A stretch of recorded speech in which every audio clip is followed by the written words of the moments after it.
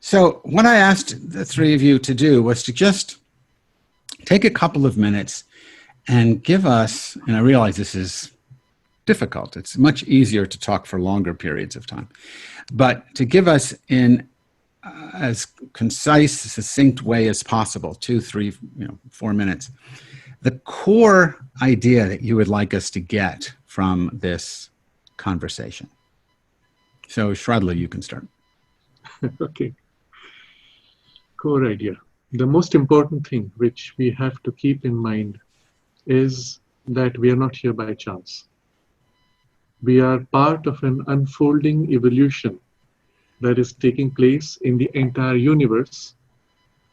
And as an evolution, what it is unfolding is the very character of its source, the divine from which the entire universe bursts out to manifest its divinity. But it begins from a complete self-loss and rebuilds as if from self-loss to complete self-discovery. And so we, as conscious thinking beings, are only a part of like a rising fountain of consciousness awakening to its own origin, to its own highest potential. And so we are not here by chance. We had to be here. The entire universe is inevitably compelled to continue to evolve to its entire divine potential, unendingly. And so when we look at our life, our traditions, and in fact look at the big picture of traditions across thousands of years, every tradition is an impulse driven by that one original source. And that is why you will find all the traditions inherently are complementary. And if you see appearances of contradiction, well, they are only appearances because of some exaggerated specialization or exaggerated emphasis or something like that. And the movement is not you and me separately going our way. It is the one divine consciousness growing to its fulfillment through each one of us. And when we begin to look at the whole world and evolution in this way, we do not see conflicts. We do not see real divisions. We only see a play of possibilities of differences in the unity. And to bring this to the context of yoga, this whole movement that has been driving us has not been of our choosing. It's not like we said, okay, let me grow, let me develop, let me evolve. The most profound impulse in everything in the universe, even in the atom, and in the worm, and in the animal, and in the human, and in the whatever extraterrestrial species we may meet, the same profound impulse has been pushing us. In the yoga tradition, we will call it the divine will, as Agni seated within, in the very essence of all forms, pushing forward this evolution. And so there is a kind of an evolutionary drive that is going on, which Aurobindo calls the unconscious yoga of nature. We call it nature because we don't understand who she is or why she's doing what she does. But it is actually the divine will secret behind appearances pushing everything to grow. That's why a newborn baby wants to learn, wants to grow, wants to realize his potential in spite of every possible setback in life. This is the second most important idea, that there is an unconscious yoga of nature that's driving us whether we like it or not. The third important idea that emerges from this is there comes a point in our journey where we become conscious that there is this evolutionary impulse. And now instead of being driven unconsciously, we take charge of this and begin to participate consciously. And from that point on, what nature took maybe 1,000,000 years to achieve, we can achieve maybe in a single lifetime, or at least in a dozen lifetimes. And so the conscious accelerated evolutionary potential that we have awakens in us, and this conscious accelerated evolution is what we call yoga. But in a way, everybody is participating in a yoga. And when I use the word yoga, I mean it in this most universal and in this most comprehensive sense. In India, a whole body of knowledge was developed to assist in this acceleration of this evolution. And over the centuries, over the millennia, it developed specializations and specialized techniques and methods, and like a science and a technology of matter, which we call material science, it developed a psycho-spiritual science and technology that diversified over the centuries to include every human need and every human type.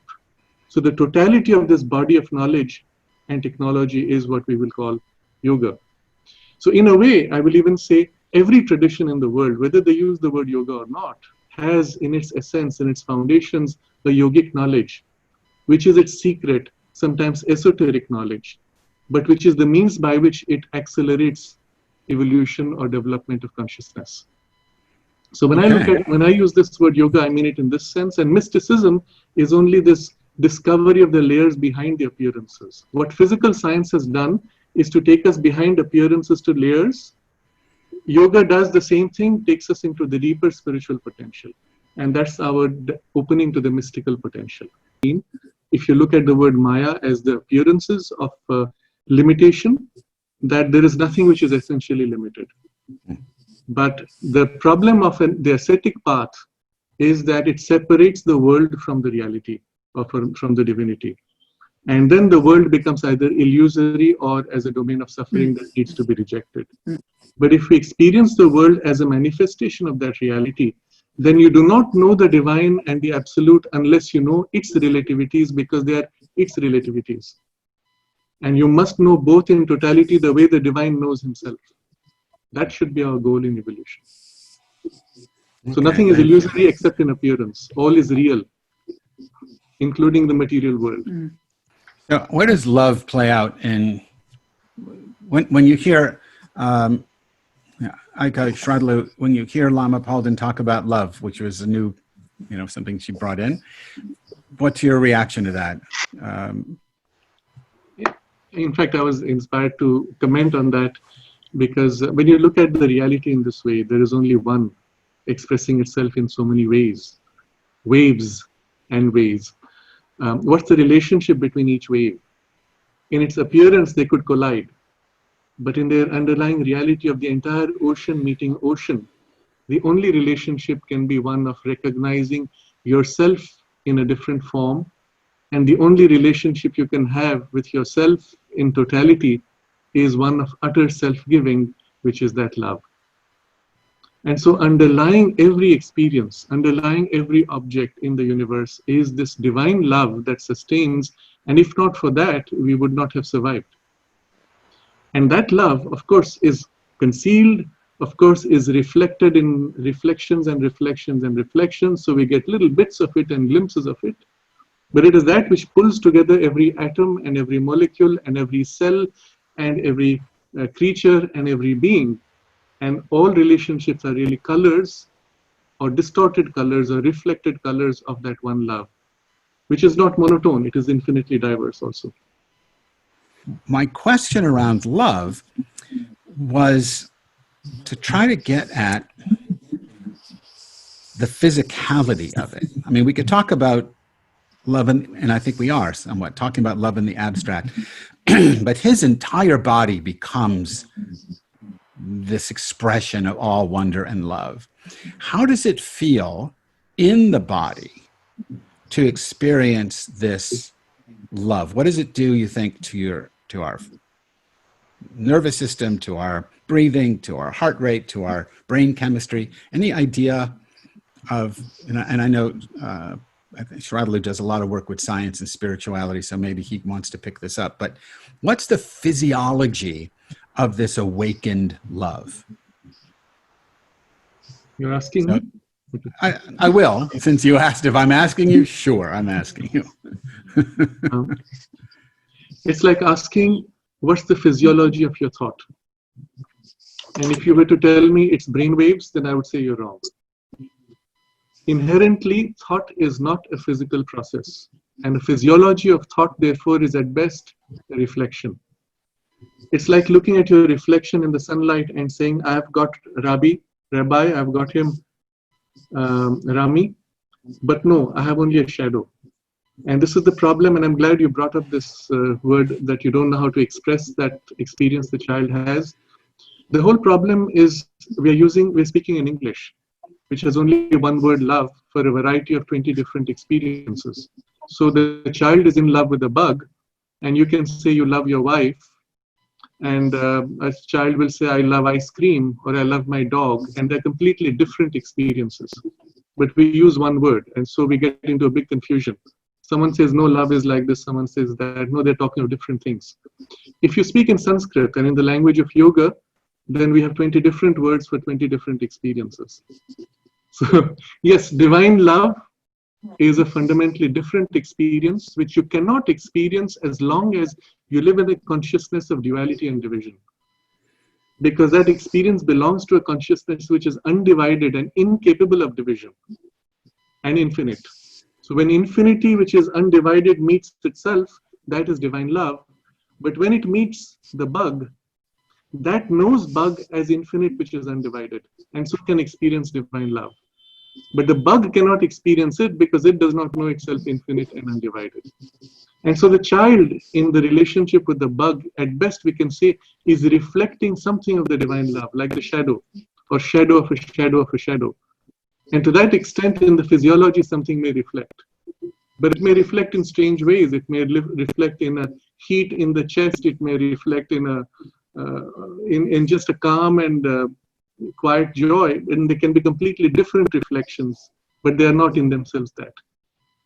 So to your question, because you're reducing it to physiology, I will say it can represent itself in a million ways in the physiology, and they could be contradictory in appearance. Anything you want to add Yeah. that you haven't? I think the point you were trying to bring in is that the body should not be denigrated, and that its participation in the spiritual is what you want to bring in. Where the yogis experience that ananda or the bliss of the divine consciousness, and they experience it, of course, in the body equally as much as in the totality of their consciousness, of which the body is a small part. When they have that experience, then one experiences the entire body. There's no one place, there's no one organ, there's no separate cell. It is, as Lama Palden described, within every cell including, because everything is part of the same oneness, but in its own distinct way. And each piece experiences the bliss of union with the divine. And you are not separate from the universe. I'll share with you an experience rather than speaking of a personal experience. I'll share an experience I had with somebody when I met him. It was in Hong Kong. He was a professor of computer science, by the way. And we're talking about his projects. And then he speaks of words which sounded very unusually familiar. And I said, do you follow any religion, any philosophy? He says, no, no, no. Then I said, where is this language coming from? And then he said to me that when he was about 18 years old, one day he woke up and he had this incredible experience that he felt the entire universe was alive. And every single object in the universe was alive. And from every single object, there was this intense love pouring towards him. And from within him, there was this intense love pouring towards every single object equally but differently. I'm, of course, giving details which he gave in a different way. And he lived in this for a few days and he couldn't function normally anymore. And at which point I said, so then what happened? I was waiting for some great revelation and consequence of this. He said, well, my friends took me to a psychiatrist and he put me on medication. And the experience went away. So I said to him, if you were in India, you would have been venerated as a saint. Right. So it's like when Mansur al-Haq says, I am truth, or Jesus says, I and the Father are one. If they had said that in India, they, like Sraddhalu said, they would have been honored as saints. Saying it where they said it, they were killed. So, yeah, it's better to be born in a place that understands these things, if these things are your experience. Rami, before you proceed, I would like to respond to your two questions. Sure, great. It's important. You've actually split it into two questions already. The first question being about this crisis leading to mystical breakthrough. I'll put it another way. It's not quite the way it is.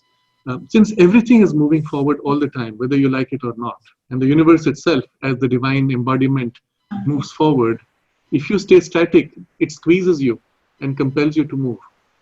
Equally, within you, there are parts which are growing at different paces.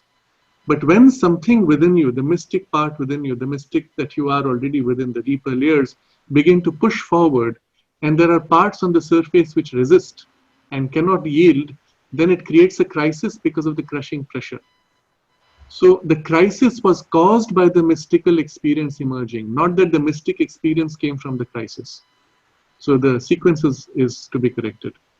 Okay. So okay. Let me ask you a question about that on a much different plane.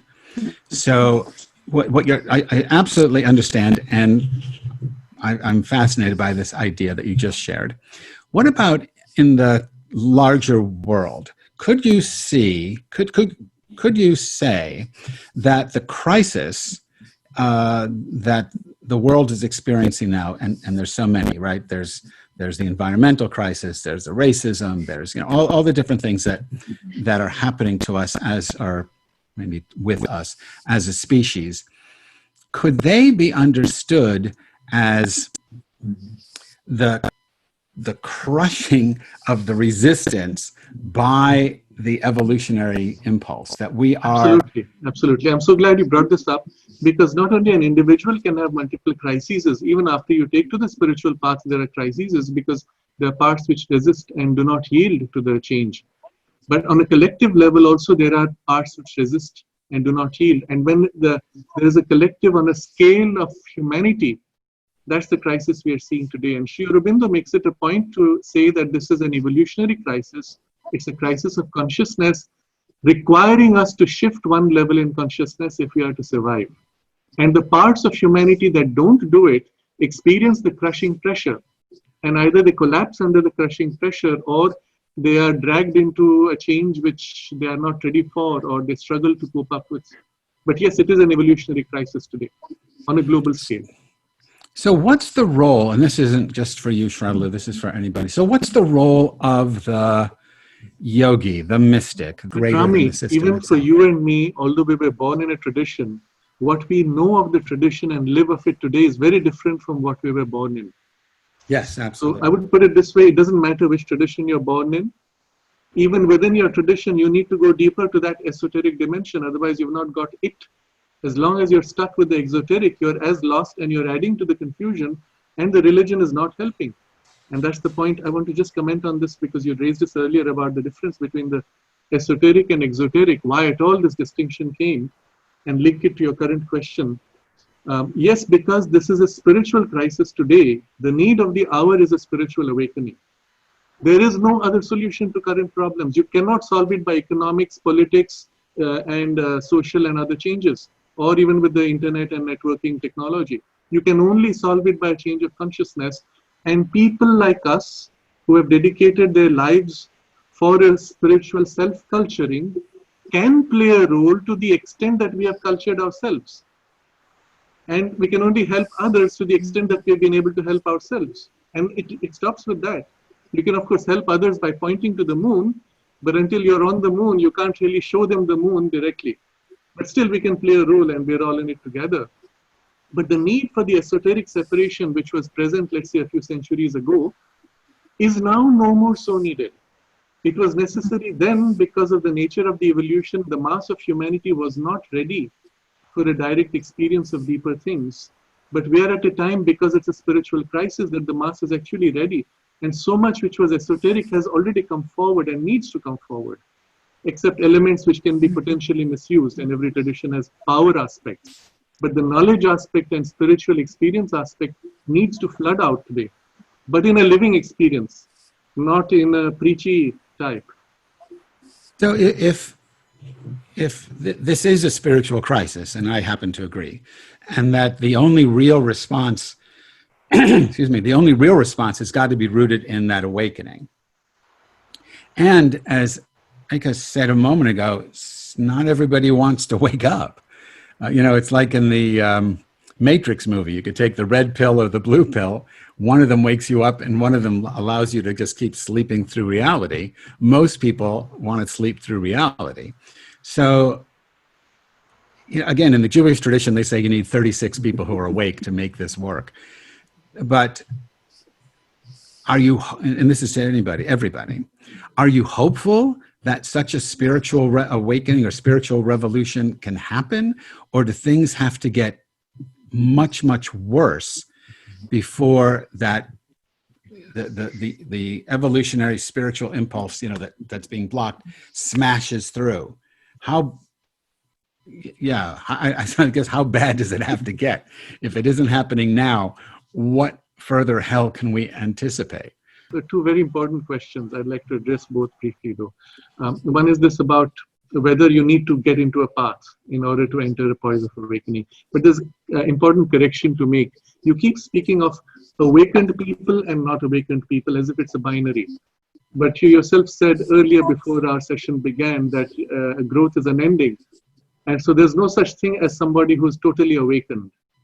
Even within the esoteric traditions, they speak of degrees of awakening or degrees of divinization, and perfection and divinity is itself infinite in potential. So let's not speak of awakened people. We'll speak of everybody who's on the path towards awakening, some more, some less, relatively in terms.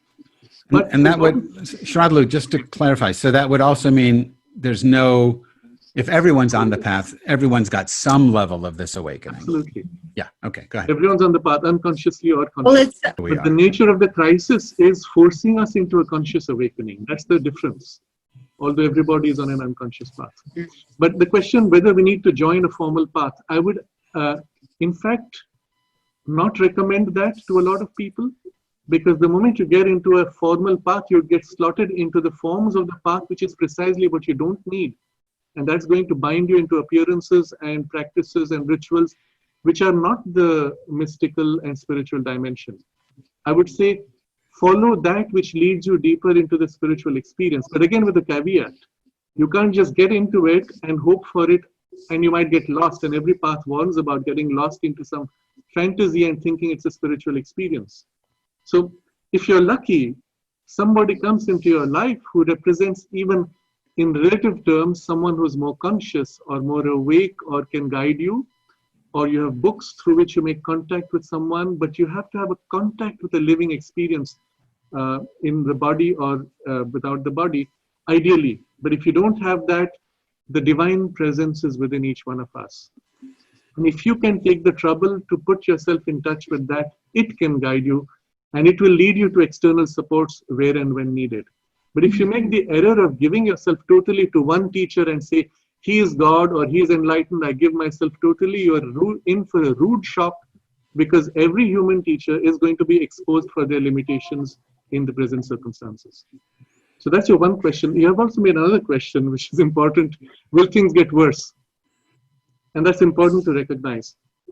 If you see the nature of the crisis today, because of the push to change, a part of humanity wakes up and accepts change, another part does not wake up or refuses change. And what we are seeing today is a split in humanity. And it's becoming more and more vivid, more and more distinct. So in the part that turns to growth, you will see things rapidly increasing in growth and in the positive outcomes, in spite of difficult appearances. Because, you know, when there's a tidal wave, you can surf the wave. It carries you even without your effort, if you balance yourself consciously. But the part which is refusing to change gets smashed, and things will get worse there. So to answer your question, in parts of humanity, in activities, in spaces, you will see things get worse and far worse. And if they could get worse, it would get worse still. And on the other extreme, you'll see things get better and better and better in those parts where there's a conscious attempt to grow and awaken. So we are in for very interesting times, the likes of which we have never seen on earth before. Which could be a good thing, I mean, from what you're saying. Because somewhere in the media, you'll find a lot of this male bashing, toxic masculinity, and bashing males and promoting women as if they are the solution for all problems. And it's a reversal of one perversion being replaced by another perversion. I would put it in an evolutionary context by saying that even the period of many centuries where in some parts of the world men dominated and other parts of the world women did dominate also, and we had matriarchal societies. Even in India we have them even today from going back centuries. It was because the evolutionary force had certain objectives and certain pushes and pulls, that women pushing forward and saying we need our rights were pushed back, and the others refused to get into that movement. It so happens that the evolutionary force says, okay, that phase is over now. I want all humanity to grow and come forward equally, and the gender does not matter. And it's a choice nature has made. And the result is you have women popping up and men accepting, yes, you're right. And the change is happening very rapidly and amazingly rapid in evolutionary terms. Within a generation or two, we see huge changes. The idea is, you must recognize, it's not about some women standing up and shouting which made the change, but nature herself decided that that phase is over, the work done is done. Now there's a new phase. And in this, we are all equally spiritual beings first, not biologically gender-based. And yes, of course, our gender has distinctions. Like you said, nature has given those distinctions, but those are starting points. In terms of consciousness, as we come into our own, we can override those biological distinctions and be free of them, and even realize the full divine potential irrespective of our biological limitations. We may even turn that divine energy onto our body and work to transform the body itself from its limitations. And even Sri Aurobindo uses this phrase, divinize the body and even the physical substance. The body is not meant to be a temporary support. It's not meant to be a vehicle of ignorance. It's meant to be a vehicle of divine manifestation. But for that, we need to experience something of the divine consciousness and then bring it into the body to transform it. That's the nature of the evolutionary work in the present and future. I had a comment on Marianne's observation about the feminine qualities being essential, and I think the point which she made was so important. But perhaps it's people tend to reduce it to gender terms, whereas what she was describing was the feminine quality. And as a psychological quality, it is universal and available to men equally. And so what is needed in the evolution of humanity is the awakening and the right balance of both the masculine and feminine aspects of our psychological being. And to that extent, the divine feminine and the divine masculine equally need to be realized within us and manifested in our work. But the point which she makes is that in large parts of society, and I would say a lot of the West particularly, the aspect of the masculine as a coarse, exaggerated and unbalanced form has predominated, let's say, in the last 100 years, and that needs a kind of a correction, but it's specific to certain spaces and maybe even to certain individuals. In my own experience, though, when I go to the West, there are far more women eagerly interested in deepening their spiritual experience and sensitive and receptive to directly enter it than men. But when I come into India and generally the East, the balance is almost equal, men and women. And so perhaps that is an indication of the correction needed in certain parts of the world. So good. We will give you the last word. I think the single most important thing I'd like to convey is that you are not alone. The divine presence is within you, is you in your deepest truth, but equally the divine presence is around you and supporting you through every circumstance. The divine mother, as the divine creative energy, fills you with wisdom and strength and love from within, but also embraces you with her wisdom, strength, and love from outside through complex circumstances of life. If at this moment you were to become conscious of yourself as a part of her, as a child of her, as the conscious soul that we actually are, you would have memory of the continuity of all the lives that you've been through, as well as the sense of the eternity and infinity of the journey ahead. And there would be no fear because you know yourself immortal. The Vedic rishis gave this message. They said, you are children of immortality, amritasya putraha. And therefore, you deserve to live that immortality. That is you. That is your birthright. You are immortal. And so whatever the appearances of circumstances, call for help. Ask for help. You forget to do that. It's not just a question of surrendering. There is also the aspect of calling for help. And as a mother, she responds instantly because she is not out there somewhere far away. She is right here in everything as the divine conscious energy which forms the whole universe. She is inside your brain and knows your most intimate thought and intimate emotions. And her response is instant from inside out and outside in. Only it may not be the way you expect it. You may say, get me out of this problem. Whereas with her motherly love, she says, yes, I'll take you through it, but so that you may come out stronger and wiser. And you will get the strength, you will get the response instantly.